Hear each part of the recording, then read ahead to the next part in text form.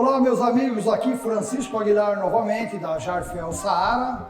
E ao meu lado está o meu amigo... Sou o Mike. O Mike faz a parte de relatar para mim todas as perguntas que nós estamos tendo, as dúvidas que os meus amigos, clientes, parceiros que assistiram nossa live têm. Principalmente hoje em destaque aquela live que aconteceu no dia 9/4 agora de 2020, onde na construção modular, tá? Nos nossos programas Ideias e Negócios, né? Nós abrimos agora um quadro chamado Perguntas e Respostas, justamente, né, Mike? Isso mesmo. Para poder dar resposta àquelas pessoas que entraram, fizeram pergunta e não obteram resposta no tempo hábil. Mesmo porque, volto a repetir, você faz a pergunta durante a live. Na semana seguinte, nós colocamos a resposta aqui nas nossas páginas, no www.jarfel.com.br ou www.saara.com.br. Marquei, bacana, nós estamos falando em construção modular, né? Isso mesmo. Que envolve o tijolo, solo, cimento, que envolve o tijolo de filito, que envolve o bloco brasileirinho e até alguns blocos de concreto, como o bloco de 20 por 40, que eles falam que é 19 por 39, né? Sim. Que dá modularidade. Mas vem perguntas e vamos à resposta. Vamos lá, quem é o primeiro a perguntar para nós? A primeira pergunta vem do João Vicente. João Vicente, pois não. A pergunta dele seria: tem o molde dos tijolos com um buraco para sair a encanação? O meu amigo, é o seguinte, a saída da encanação, que é aquilo que você viu nos tijolos ecológicos modular, são dispositivos que a gente hoje acompanha a máquina, para sair o esgoto, para sair, vamos falar, a parte elétrica, a parte hidráulica, porém esse dispositivo não acompanha no brasileirinho, mesmo porque a altura da prensa e o processo de vibração não é compactação direta. Isso quer dizer que é mais fácil, Mike, você usar uma serra-copo, no caso do bloco ou do brasileirinho, tá bom? Tá bom. O que mais? Temos outras perguntas do João mesmo. Ele pergunta qual a quantidade de dióxido de ferro para atingir o tijolo. É como eu falei já nas lives anteriores, dióxido de ferro, que é o chamado vermelhão, que não é dióxido sim, óxido de ferro, tá? O famoso xadrez, né? Famoso xadrez, o vermelhão que tem na cor verde, amarela, azul, preto, lilás. Cara, você brinca com as cores, tá? Cada fabricante dá uma proporção de mistura. A mais normal, que é usada pela Bayer, que é o maior fabricante aqui do Brasil de dióxido de ferro, tá? Ele recomenda que você trabalhe numa média de 4%, mas 4% com referência ao quê? Como eu disse anterior, ao cimento, tá? Então, o que você faz? Você pega a quantia de cimento em quilos e põe 4% em quilos do óxido de ferro. Mistura e na hora que você vai pôr o cimento na mistura, você já coloca ele com óxido de ferro misturado. Então, a média, meu amigo, é 4%. Agora, de repente você fala, mas eu gostaria que o vermelho não fosse tão vermelho, então você põe a 3%. Eu gostaria que ele fosse bem chocante, você vai para 5%, é lógico, dependendo da marca, né? Certo. Tem umas marcas fundo de quintal que não presta mesmo, tá?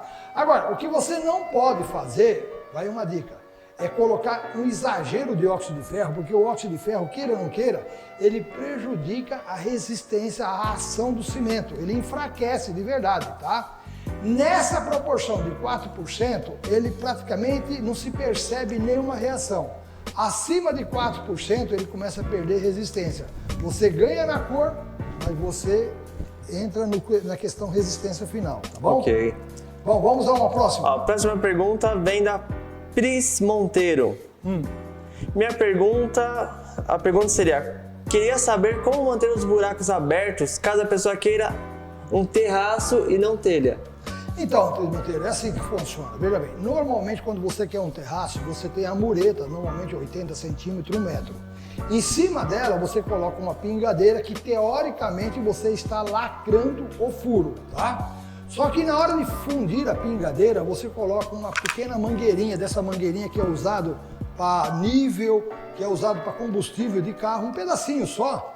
E ele funciona como um dreno lateral, abaixo da pingadeira. Então a parede está aqui, a pingadeira sai para fora e a mangueirinha está aqui. De preferência que ela esteja inclinada a 45 graus, para que em hipótese nenhuma a água entre, tá? Okay. Isso quer dizer que quando vier a pressão do calor que entra em evaporação, a umidade, ela tem uma fuga, uma saída.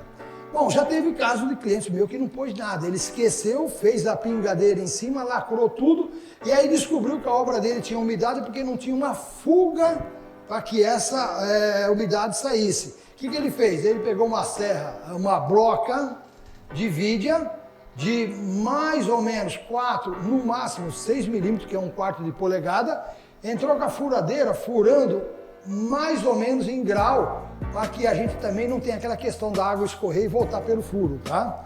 Isso faz com que você tenha um dreno, um respiro. Só para você saber, a espessura de uma agulha de costura já é o suficiente para drenar o ar de cada furo. Lógico, a gente vai um pouco além para que ela não aconteça de entupir com a umidade, com limbo, com bolor, tá? Mas é eficiente. O que pode acontecer daqui a 3, 4, 5, 10 anos é que esse furinho, por ser pequeno, ele se obstrua pela umidade, pelos limbos que cria, e você vem com uma barrinha de ferro e desobstrui ele, empurrando, fazendo com que ele fique desobstruído para o ar sair. E quando o ar sai, leva consigo a umidade. Tá bom? Mas valeu assim. Ó, a próxima pergunta tem a ver com a mesma questão que a Pri perguntou, que vem do Alex Alves. A seguinte pergunta seria: no término da parede, na laje ou telhado, como fazer para não cair água de chuva ou entrar um bicho no buraco? Olha, os amigo, insetos, veja bem, né? a pergunta é meia parecida, mas não tem nada a ver uma coisa com a outra. A da atriz é que nós tínhamos feito uma casa sem telhado e aí nós íamos fazer uma varanda lá em cima. Então nós temos a paredinha, coloca ali a parte de segurança com furo e acabou, tá? Nesse caso é o seguinte, quando você constrói a obra, e você pode acompanhar isso daí pelas nossas páginas que a gente tem disponível aí na internet, ou até salve o meu WhatsApp, que eu também atendo pessoalmente pelo WhatsApp, que é o DDD 11 de São Paulo, 999760061, que eu posso te encaminhar pequenas fotos, detalhes técnicos, que para passar aqui nessa pergunta e resposta vai tomar muito tempo de todo mundo aqui, tá? Mas a resposta é o seguinte, bom, quando você chegar na altura da laje, você coloca um tubo para poder não lacrar de concreto o furo, ok? Você mantém o furo desobstruído. Assim que você concreta, você pode contar 1, 2, 3 segundos e puxa o tubo, o concreto não fecha mais. O buraco está desobstruído, você monta o telhado, quebra uma telha, cai água, a água entra no buraco. Essa é a pergunta do meu amigo.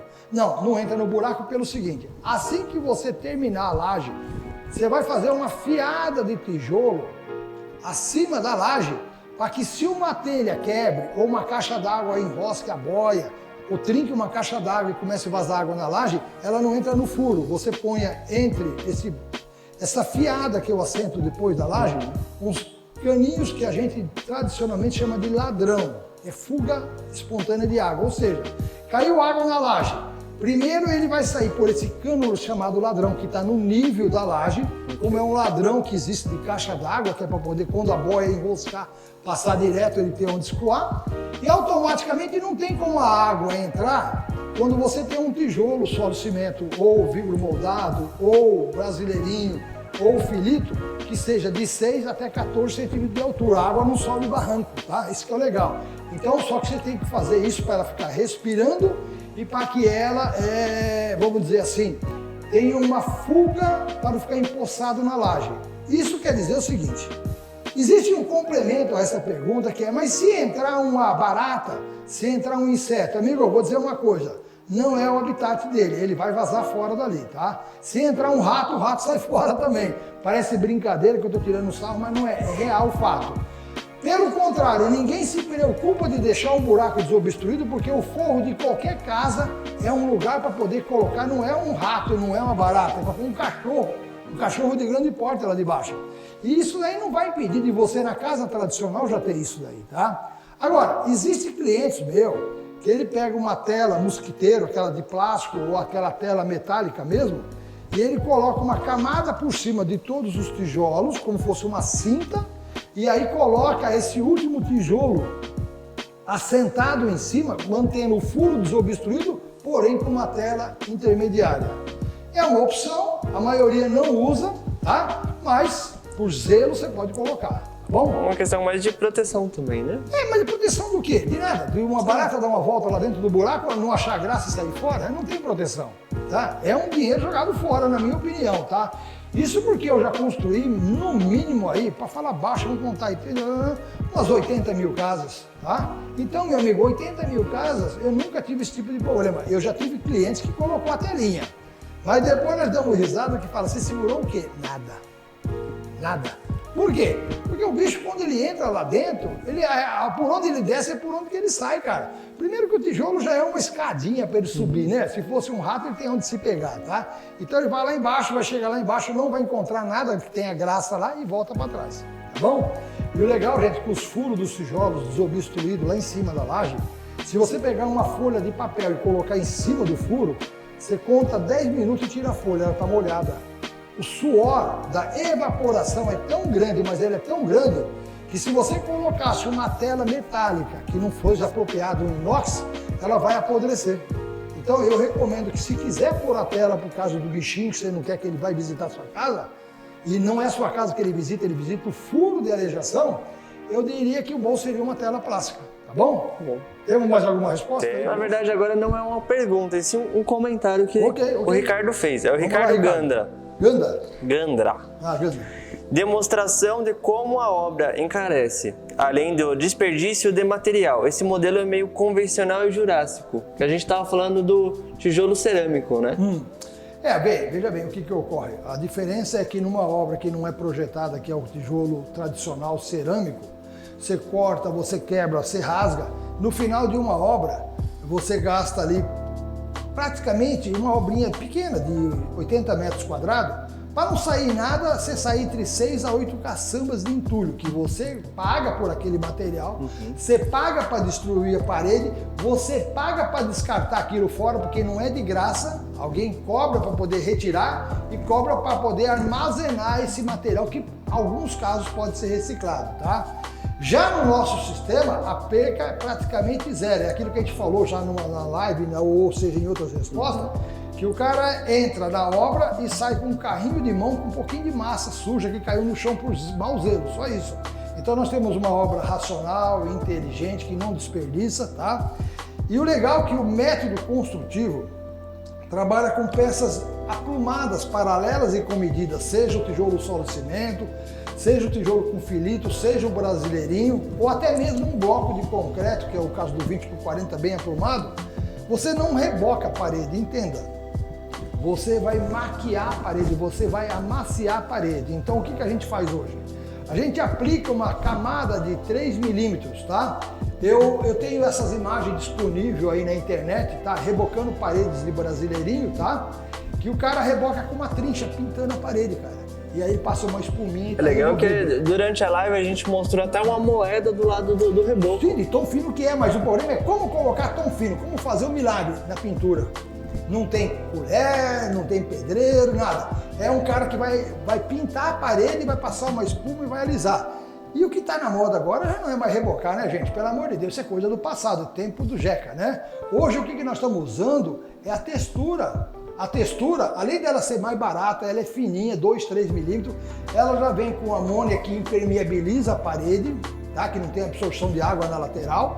Ela ainda tem uma vantagem muito especial, que é a cor. Ela já traz consigo a cor, e por estar protegido com a amônia, enquanto uma parede pintada com cores tradicionais de melhores fabricantes de tinta, vamos citar um nome aí como muito conhecido, a Souvenir, a Coral, esse pessoal, dura 5 anos, vamos falar, uma textura dura 15, 20 anos, custa muito menos, né?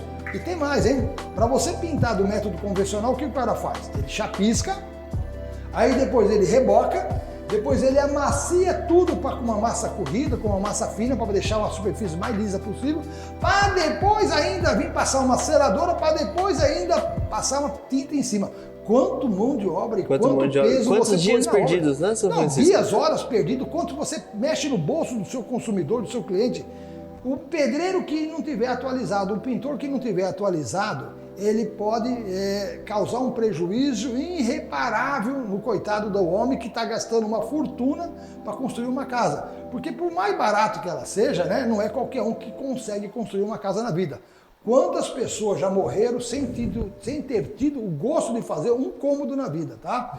E nós criamos aí uma oportunidade, tá? Nós estamos conseguindo trabalhar com preço extremamente reduzido, a ponto que no projeto Cajuru, quando eu fiz em 1998, a casa custava por volta de 16 mil, era oficial, eu tenho esses dados, são oficiais. Eu acho que tá nas nossas páginas também. Tá na nossa página, é isso mesmo. E eu consegui fazer por 3.804. O que é isso daí, gente? Cara, é 4 vezes menos. Não era 4 vezes menos. É que ainda eu gerei emprego, eu profissionalizei gente, eu criei uma metodologia de qualidade de vida dentro da residência, que hoje é um exemplo no planeta inteiro, ok?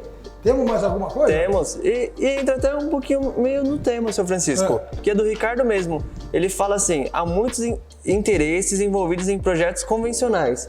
Renderize ainda mais partidos de programas habitacionais. Olha, meu amigo, o que ocorre é o seguinte, veja bem, quando eu tenho uma obra racional, inteligente, fácil de calcular, que até um leigo consegue calcular o custo, é óbvio que fica difícil até distorcer o preço da obra, tá?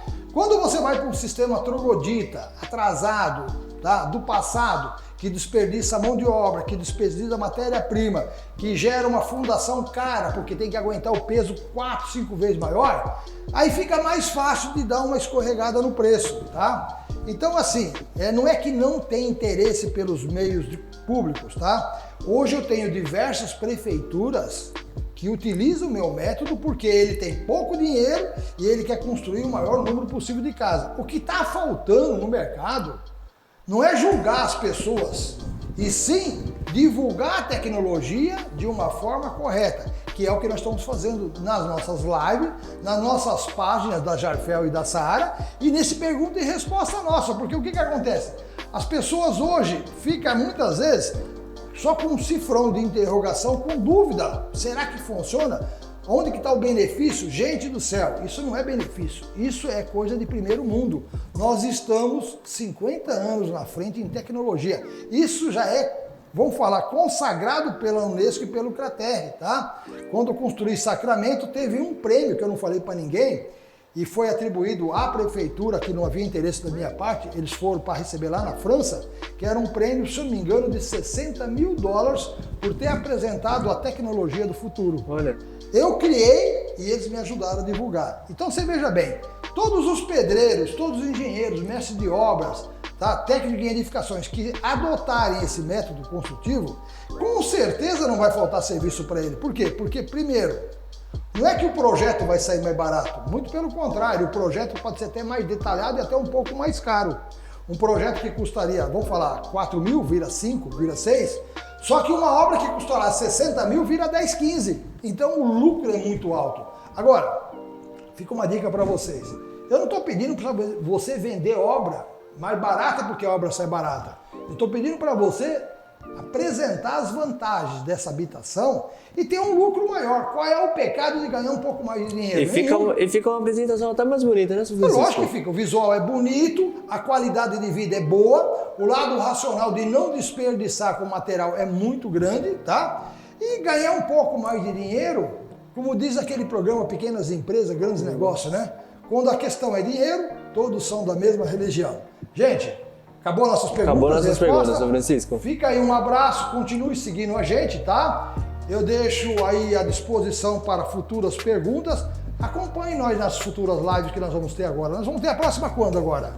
Nós estamos falando de uma próxima live que vai ser agora na próxima quarta-feira, exatamente às 16 horas. Do que eu vou abordar nessa live, gente? É simples. Eu vou dar continuidade naquele processo construtivo que nós estávamos falando do solo cimento, e eu vou dar um ênfase principalmente na palavra filito e vou dar uma pincelada no brasileirinho, nos blocos modulares, dos vibromoldados, tá? Quando eu falo pincelada, é pincelada mesmo, eu tenho que ir por vez, porque senão o tempo nosso precisamos falar um pouco de tudo, né, São Francisco? Tem um pouco de tudo, e com certeza daqui a um ano nós ainda estamos continuando fazendo palestra. Agora não se esqueça, na sexta-feira, às 9 da manhã, às 10 da manhã, nós vamos estar trabalhando em cima de uma programação que vai estar presente aí o nosso amigo engenheiro Rodrigo Braga. Ok. E nós vamos estar falando sobre a construção modular, principalmente voltada ao brasileirinho e o solo cimento, acima do alicerce, da primeira fiada até 1 metro de altura, que é a altura da janela canaleta. Então não perca, gente, é muito importante. Então, pessoal, não perca, se inscreva no canal e dê um like no nosso canal. Um abraço a todos, valeu!